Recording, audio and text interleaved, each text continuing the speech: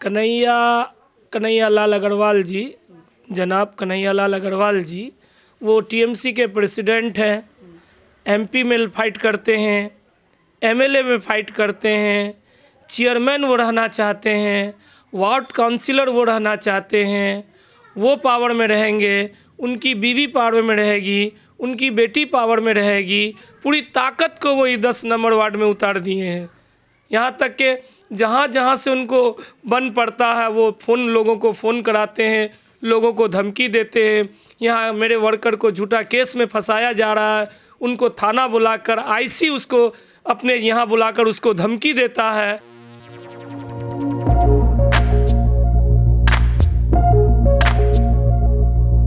अभी हम उत्तर दिनाजपुर के इस्लामपुर शहर में हैं। यहाँ पर 27 फरवरी को म्यूनिसिपैलिटी के इलेक्शन होने हैं। वार्ड नंबर 10 में है। यहाँ से सीपीआईएम के कैंडिडेट हैं फिरोज़ अहमद साहब, और ये जो इस्लामपुर एरिया कमेटी है सीपीआईएम की, उसके मेंबर भी हैं।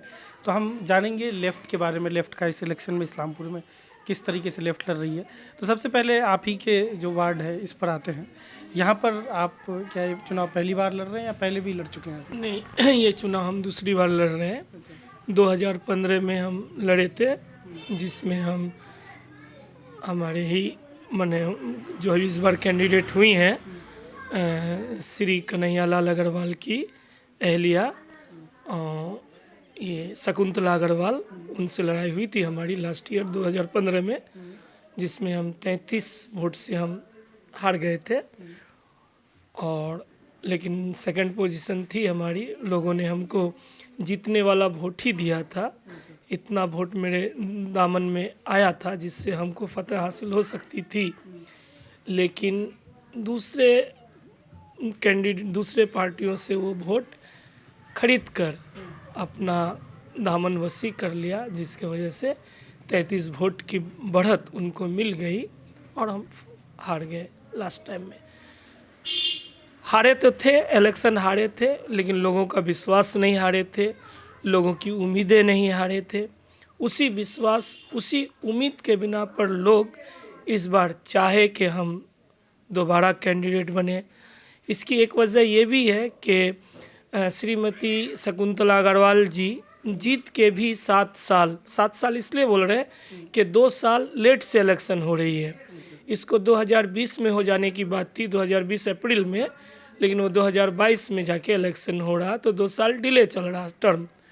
तो 7 साल में शकुंतला अग्रवाल जी कभी भी इलाके का कोई खबर नहीं लिया, इलाके में उनकी दौरा नहीं हुई। वो खुद अपने कैंपेनिंग में कहती हैं कि हम अपने पूरे टर्म में 2 दफ़ा हम इलाके में आए हैं। एक दफ़ा लॉकडाउन के टाइम में वो घर घर में 2 केजी चावल दी थी, और आखिर की तरफ इलेक्शन से कुछ दिन पहले, इलेक्शन डिक्लेयर होने के चंद दिनों पहले, 2-3 दिन पहले, वो डस्टबिन देने के लिए घर घर आई थी। लेकिन वो भी डस्टबिन उनके जरिया से पास नहीं हुआ था, बल्कि जो मौजूदा एडमिनिस्ट्रेटर थे उनका ये प्रोजेक्ट था, उसके तहत डस्टबिन को बांटा गया था। लॉकडाउन में वो 2 केजी चावल दी, लेकिन पूरे लॉकडाउन का ये जो महामारी गुजरा कोरोना जैसा, वो घर से बाहर नहीं निकली, और ना ही मैंने किसी को अपने घर दाखिल होने दी। बहुत सारा ऐसा एग्जाम्पल है इस वार्ड में, जब उनके घर गई उनसे मदद मांगने के लिए जब गई, तो बोला कि सौरो एखन থেকে সরে जाओ, कोरोना बाढ़ तुम जाओ, एखन থেকে जाओ, ऐसे करके लोगों को भगाई, जिसका बदला इस वार्ड में लोग इस बार ले चुकी हैं उनसे। बहुत सारे लोगों ने जब ये कैंपेनिंग करने आई श्रीमती शकुंतला अग्रवाल जी, तो लोग बोले कि तुम जाओ, आप जाइए यहाँ से, आपको तो कोरोना हो जाएगा, आप यहाँ से जाइए, आप यहाँ से जाइए। इस तरह का वाक़या हुआ। लेकिन दूसरी तरफ अगर हमारी बात बोले आप, तो हम हारने के बाद भी 7 साल से लोगों की खिदमत में, आम लोगों की खिदमत में लगे हुए हैं। सोशल वर्क हम कर रहे हैं। ये बात आम है, हर किसी की ज़ुबान पर ये बात पाइएगा आप। ऐसी बात नहीं कि ये हम कह रहे हैं, आम लोग कहेंगे ये बात। हर किसी के दुख सुख में, मौत में, हयात में, किसी के कोर्ट है, हॉस्पिटल है, मेडिकल है, यहाँ तक कि हम पेशेंट को बेंगलोर तक यहाँ से लेके गए हैं, कोलकाता पीजी में कई बार एडमिशन कराए। किसी को खून की ज़रूरत पड़ती है तो हम उसका इंतज़ाम करते हैं।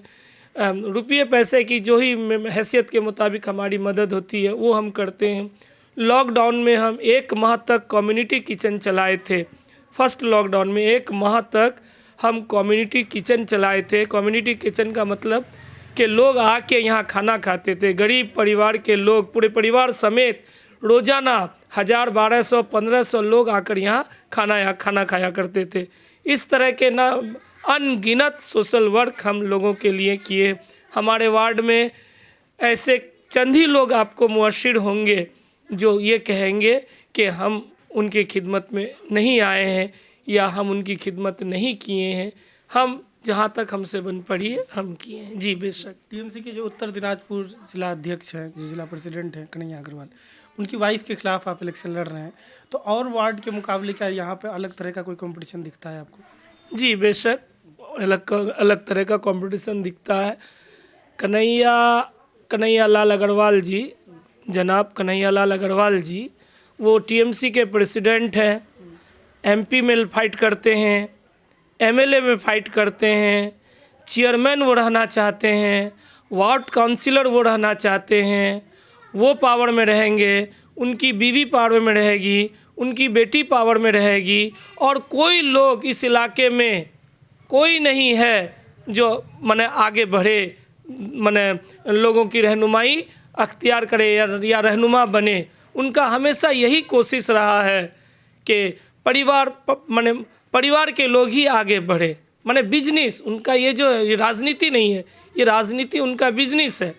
वो आज इतना प्रॉपर्टी बना लिए हैं कि उनके प्रॉपर्टी का हिसाब लगाना हम आम लोगों के लिए बहुत ही मुश्किल है।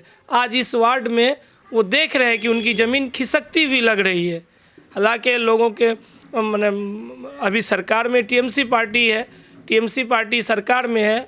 उनको अगर वो अच्छे काम किए होते, लोगों की खिदमत में अगर वो लगे होते 7 साल से, तो आज उनकी ये नौबत नहीं हुई होती। लेकिन आज उनकी ज़मीन खिसक रही है। पूरी ताकत को वो 10 नंबर वार्ड में उतार दिए हैं। यहाँ तक कि जहाँ से उनको बन पड़ता है वो लोगों को फ़ोन कराते हैं, लोगों को धमकी देते हैं। यहाँ मेरे वर्कर को झूठा केस में फंसाया जा रहा है, उनको थाना बुलाकर आईसी उसको अपने यहाँ बुलाकर उसको धमकी देता है, और आईसी साफ लफ्ज़ों में कहता है कि आप उनकी मदद कीजिए जो आपको अरेस्ट होने से बचा रहा है। इस तरह की कुछ गलत अल्फाज लोगों के बीच लाया जा रहा है। पावर का निहायत ही गलत इस्तेमाल किया जा रहा है। तो क्या मतलब इसी तरह का डर, क्या वजह है कि आप 17 के 17 वार्ड में कैंडिडेट, आप किसी पार्टी का कैंडिडेट नहीं है? मतलब क्या कैंडिडेट की कमी, क्या यही वजह है कि सब जगह से कैंडिडेट नहीं मिल पाए? जो आप डर की बात कर रहे हैं या दबाव की बात कर रहे हैं, इस तरह? नहीं, इस तरह की बात नहीं है। बात है कि हम लोग 8 वार्ड में कैंडिडेट दिए हैं। 8 वार्ड में सीपीएम के कैंडिडेट हैं, 3 में आपको लेफ्ट के हैं, 2 में निर्दल के हैं, 4 हम लोग अलग अलग वजह से, जैसे कि 1 वार्ड में कैंडिडेट फाइनल हो चुका था लेकिन वो बैठ गया, तो इंटरनली कह सकते हैं कि कहीं से दबाव पड़ा है। जी, तो 4 वार्ड है। इस तरह की बातें हैं कि कहीं ना कहीं इफेक्टेड है। जी, जो हालिया रिजल्ट आए, जैसे अब सिलीगुड़ी में देख लें, वहाँ आपके इतने बड़े लीडर अशोक भट्टाचार्य, इतने बड़े लीडर भी हार गए, तो लग रहा है कि लेफ्ट अब अपने बुरे दिनों में है, बहुत ही बुरे दिनों में। बुरे दिनों में थे, लेकिन अब कुछ हालत सुधर रही है। अशोक भट्टाचार्य जी हार गए हैं बेशक, लेकिन वोट का परसेंटेज बढ़ा है। कोलकाता पौरसभा का, कॉरपोरेशन का भी जो इलेक्शन हुआ उसमें परसेंटेज, वाम का परसेंटेज बहुत ज़्यादा बढ़ा है। बढ़ा सिर्फ इसलिए है कि ये मज़दूरों की पार्टी है, गरीब लोगों की पार्टी है, और गरीबों की खिदमत में ये लगा रहता है। कोरोना जैसे महामारी में सीपीएम के ही वर्कर्स, कैडर्स बाहर निकल के लोगों को मदद किया। इससे लोगों में एक तरह की ये आई है, विश्वास आई है, परसेंटेज बढ़ रहा है। सिलीगुड़ी में भी सीट हार गया है, ये सही बात है, लेकिन परसेंटेज को देखें तो परसेंटेज बढ़ी है। तो आप क्या प्रोमिसेस इस बार अपने वार्ड के लोगों को क्या वादा कर रहे हैं? जी, हम यहाँ अगर जीतते हैं तो अव्वल तो सबसे पहले एक गरीबों का नेता अवाम को मिलेगा, एक गरीबों का हमदर्द, एक गरीब लाचार मजबूर लोगों का एक दोस्त मिलेगा। हम हर तबके के लोगों की खिदमत करने को तैयार हैं। हमारी ख्वाहिश है कि हम सामाजिक काम करें। आज से स्टूडेंट लाइफ से ही हम सामाजिक काम करते आए और जब राजनीति में आए तब भी सामाजिक काम करते आए हैं। रात हो, सुबह हो, शाम हो, खाने पर हो, जब जहाँ लोगों को ज़रूरत पड़ा हम कोशिश किए जहाँ तक हो अपनी हैसियत के मुताबिक लोगों की खिदमत किए हम। इस बार अगर हम जीतते हैं तो हमारे जो 10 नंबर वार्ड में जो बातें जिन चीज़ों की कमी है, एक कम्युनिटी हॉल की कमी है। यहाँ एक कम्युनिटी हॉल हम लोगों को करना है। कन्हैया बाबू 25 साल से यहाँ पावर में रहे, चेयरमैन रहे, एमएलए भी एक टर्म रहे, लेकिन उन्होंने कभी इस कम्युनिटी हॉल के बारे में नहीं सोचा। लेकिन इस बार इलेक्शन में एक इलाके के लोगों को खुश करने के लिए वो कम्युनिटी हॉल का वो वादा किए हैं। लेकिन ये ख्वाहिश हमारी बहुत दिनों से रही है और उनका ये वादा 27 तारीख तक ही रहेगा। 28 तारीख के बाद जब कोई उनको फ़ोन करेंगे तो लोगों को पहचानेंगे भी नहीं। इसलिए अवाम को ये बात समझना चाहिए कि ये इलेक्शन के वक्त वो इस तरह का बहुत सारे वादे मुहादे कर लेते। लास्ट ईयर भी ऐसा ही हुआ। लास्ट ईयर में जब श्रीमती शकुंतला देवी जी आई उस वक्त भी बहुत सारे वादे मुहादे हुए, लेकिन 7 साल तक ये तमाम वादे मुहादे बालाए ताक ही रह गई। हम अगर आते हैं कम्युनिटी हॉल करेंगे। एक यहाँ हमारे वार्ड में कोई प्राइमरी स्कूल नहीं है, हम एक प्राइमरी स्कूल करेंगे। यहाँ बहुत सारी विधवाएं हैं, बहुत सारे ओल्ड एज लोग हैं जो बेसहारा पड़े हुए हैं। ऐसे लोगों को सरकारी इमदाद मिल सके इसका इंतज़ाम करेंगे। रास्ता सड़क में ड्रेन का इंतज़ाम सही है। रामकृष्ण पल्ली का इलाका है, वहाँ माधव नंदी नाम का एक बुजुर्ग एक मखसूस शख्स है, उनके गली में और रोतिंदा के गली में, ये दोनों गली में बरसात के वक्त पूरा पानी जमा हो जाता है। तो अगर हम आते हैं तो उस पानी का इंतज़ाम, वहाँ ड्रेन का व्यवस्था ठीक करेंगे। और ये मिल्लत नगर, नूरी मस्जिद, ये जहाँ आप बैठ के हमसे इंटरव्यू ले रहे हैं, इस इलाके में अभी तक पड़ोसवा के पानी का इंतज़ाम नहीं है। वो जो पड़ोसवा से जो पानी सप्लाई होती है, सप्लाई वाटर नहीं है। हम आने के बाद सबसे पहले ये सप्लाई वाटर का व्यवस्था करेंगे। जहाँ जहाँ लाइट की कमी है लाइट का व्यवस्था करेंगे। वार्ड को साफ़ सुथरा एकदम वार्ड बनाने की कोशिश करेंगे। आप जगह जाइए वकीलपाड़ा, जहाँ मैंने एक क्लब है, आइडियल क्लब है, वहाँ जाके देखिए कचरा का ढेर पड़ा हुआ रहता है। आने जाने वाले लोग वहाँ से नाक बंद करके आते जाते। वो पढ़े लिखे लोगों का इलाका है, लेकिन वहाँ कचरा काफ़ी मिकदार में जमा रहता है। इसके अलावा आप खोखा सेट मोड़ में जाइए, काफ़ी गंदगी रहती है। ये 10 नंबर वार्ड का हिस्सा बता रहे हैं आपको। रामकृष्ण पल्ली में जाइए, जहाँ एकदम पढ़े लिखे लोग, एरिस्टोक्रेट लोग हैं, लेकिन ऐसी गंदगी फैली हुई है कि आपसे क्या बताएं। आने के बाद हम कोशिश करेंगे कि वार्ड को एक साफ़ सुथरा वार्ड बना सके, एक खूबसूरत वार्ड बना सके, ये कोशिश करेंगे। कोई कल्चरल प्रोग्राम नहीं होता है कभी भी यहाँ, जबकि पड़ोसभा का एक ये है कि हर साल कल्चरल प्रोग्राम हो, स्टूडेंट्स के अंदर कॉन्फिडेंट पैदा हो। उस कल्चरल प्रोग्राम से बहुत सारे स्टूडेंट्स में एबिलिटी पैदा होती है। हम कोशिश करेंगे कि हर साल रूटीन डेट में ये कल्चरल प्रोग्राम हम कर सकें। इस तरह की बातें हमारी रहेंगी।